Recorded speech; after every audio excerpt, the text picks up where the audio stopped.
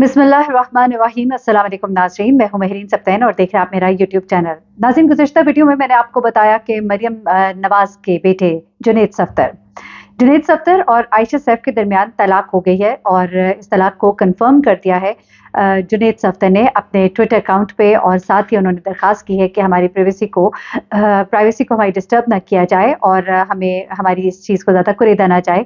इस तरह की उन्होंने दरखास्त की, जिसके ऊपर सोशल मीडिया के ऊपर एक तूफान जो है वो शुरू हुआ और जिसमें ये कहा गया कि जो कुछ आप लोगों के साथ करते रहे ये मुकाफात अमल है जो आपके आगे आ रहा है और अब आपको भी जवाब देना पड़ेगा, और इस तरह की बहुत सी बातें आई।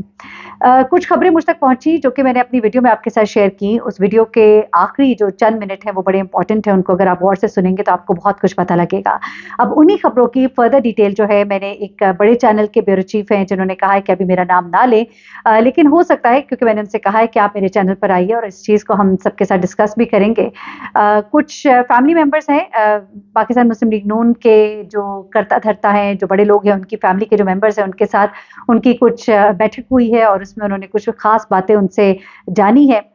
यहाँ तक के लोगों के नाम भी उनको मालूम है, लेकिन उन्होंने अभी इससे मुझे ये कहा है कि अभी आप उन चीज़ों को ना डिस्क्लोज करें। हो सकता है मैं आने वाले दिनों में आपके साथ बैठकर इस चीज़ को आपके ही चैनल पर डिस्कस भी कर लूँगा, लेकिन कुछ चीज़ें जो शेयर की हैं वो मैं आपके साथ शेयर कर देती हूँ। सबसे पहली बात, मैंने जैसा कि आपको बताया कि आयशा सैफ जो है बहुत ही पढ़ी लिखी हैं।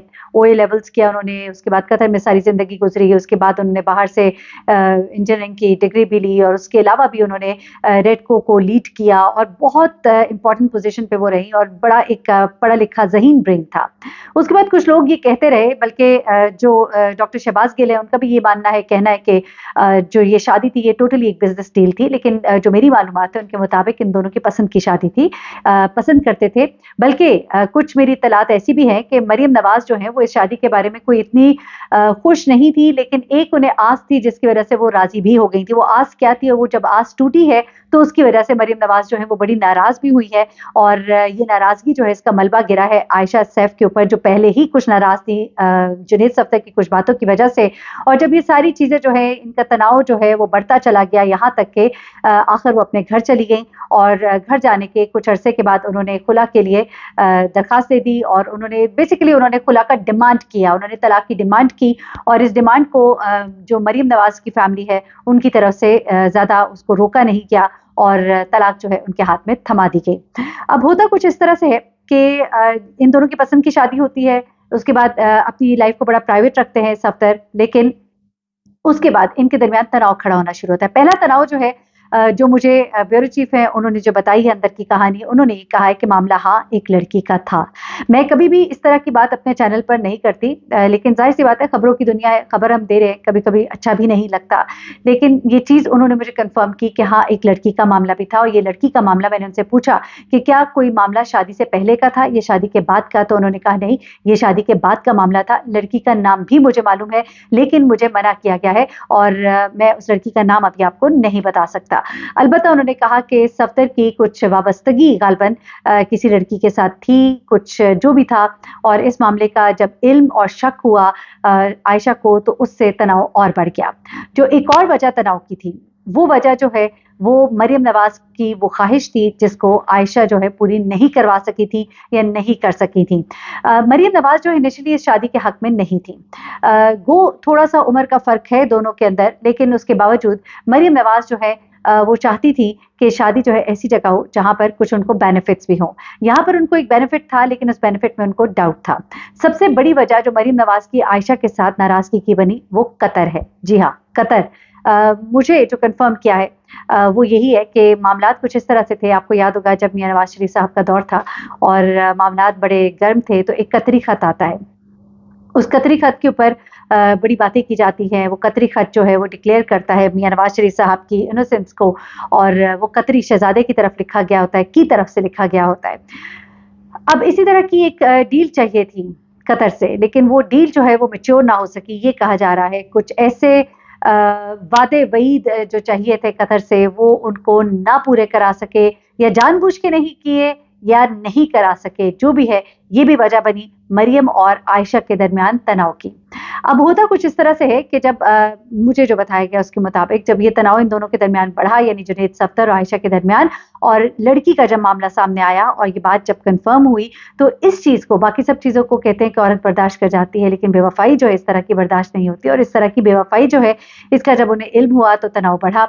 उसके बाद गुज़िश्ता ईद पर कहा यह जा रहा है कि मरियम नवाज और आयशा के दरमियान कुछ तल्खियां हुई थी, बहुत ज़्यादा बातचीत बढ़ी थी, और आप समझ लीजिए कि खूब लड़ाई झगड़ा हुआ था। लोग तो यहाँ तक कहते हैं कि शायद हाथ ही उठ गया था मरियम नवाज का, लेकिन मैं इस बात को कंफर्म नहीं कर सकती।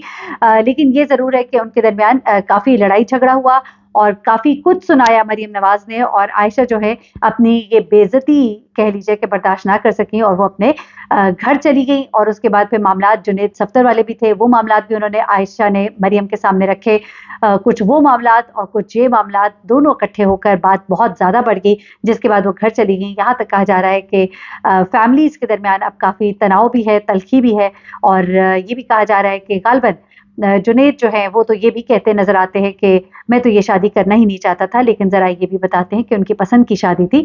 लेकिन ये तमाम मामलात बढ़ते बढ़ते यहाँ तक पहुँचे कि मामला तलाक तक आ गया। शायद इस तलाक को अभी इतने जल्दी डिक्लेयर ना किया जाता, लेकिन कुछ बातें इस तरह की सामने आ रही हैं कि अगर मरियम नवाज की फैमिली की तरफ से अभी इस तलाक को डिक्लेयर ना किया जाता, तो फिर शायद आयशा की फैमिली की तरफ से इसको डिक्लेयर किया जाता। ना सिर्फ ये, बल्कि शायद आयशा जो है कुछ तल्खियाँ जो है वो शायद शेयर भी करती, जिसको रोका गया है एक तरह से कि खुशअस्लूबी के साथ इस मामले को अब खत्म किया जाए। और तभी एक अच्छे नोट के ऊपर जुनैद सफ्दर ने अपनी गुफ्तगू का इख्तिताम किया कि मैं उनके लिए अच्छा दुआ गो हूँ। कुछ इस तरह की बात वो अपने ट्विटर के ऊपर कहते हुए नजर आते हैं। अब जरा मैं आपको 2-4 बातें और बता के फिर शहबाज गिल का बयान भी सुनाती हूँ, जो उन्होंने कुछ चीज़ें जो है जिनको उठाया सवालात को, और कुछ मामलात वो कहते हैं कि मुझे पता है जो मैं बताऊंगा, लेकिन पहले अगर आप जवाब देना चाहते हैं तो वो जवाब दे दे। एक वीडियो का भी कहा जा रहा है, एक वीडियो है, कुछ लोग जोड़ ये रहे कि जी हरीम के पास कोई वीडियो है जुनैद सफ्दर की, जो कि उन्होंने शेयर भी कर दी है उनकी फैमिली के साथ, और चूंकि पीछे उनके मामला शौहर का था जिनको अगवा कर लिया गया था, फिर उनको छोड़ दिया गया, जिसके बाद उन्होंने खुलकर वो वीडियो तो सामने नहीं लाई। गालिबन ये अगवा करना जो है वो भी उसी मद में था, और हरीम के पास जो वीडियोस हैं जुनैद सफ्दर की, वो उन्होंने उनकी एक्स वाइफ के साथ गालिबन शेयर की, या फिर उन्होंने मरियम नवाज के साथ शेयर की हैं, जिसकी वजह से ये मामला जो है अपने अंजाम को पहुंचा। लेकिन इस बारे में भी मैं कंफर्म नहीं कर सकती, मैं आपको सिर्फ ये बता रही हूँ कि लोग ये बातें भी कर रहे हैं। अलबत्ता सफ्दर का जो अफेयर था उसने आखिर में कहना चाहिए कि ताबूत में आखिरी कील जो है वो साबित हुआ, और मरियम नवाज के साथ शदीद झगड़ा जो है वो आखिरी वजह बनी आयशा के घर को छोड़ के जाने की। काफ़ी अरसा सेपरेशन रही, और सेपरेशन के बाद ये मामला जो है फाइनली तलाक में एंड हो जाता है।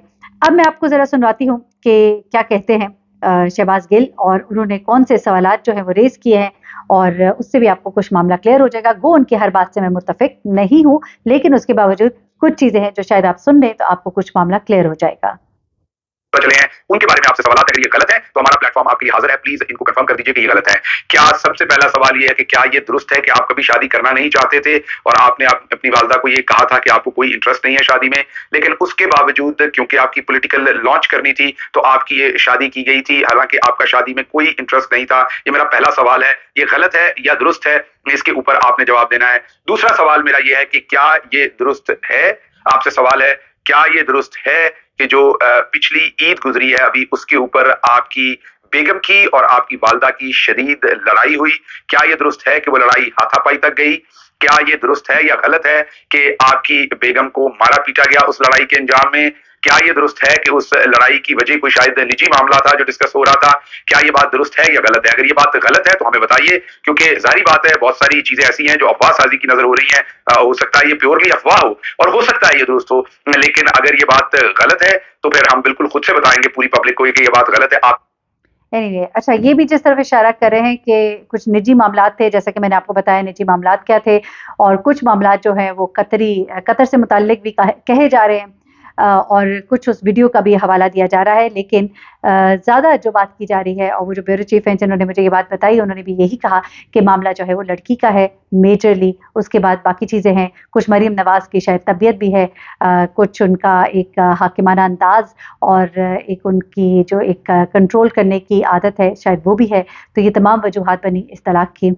कोशिश करूंगी कि मैं उन्हें अपने चैनल पर लेकर आऊं, ताकि वो कुछ और एक्सक्लूसिव इन्फॉर्मेशन है, कुछ फैमिली के अंदर से, कुछ ज़राए से उनके पास कुछ कहानियां है, अगर वो खुद शेयर करेंगे तो ज़्यादा मुनासिब होगा।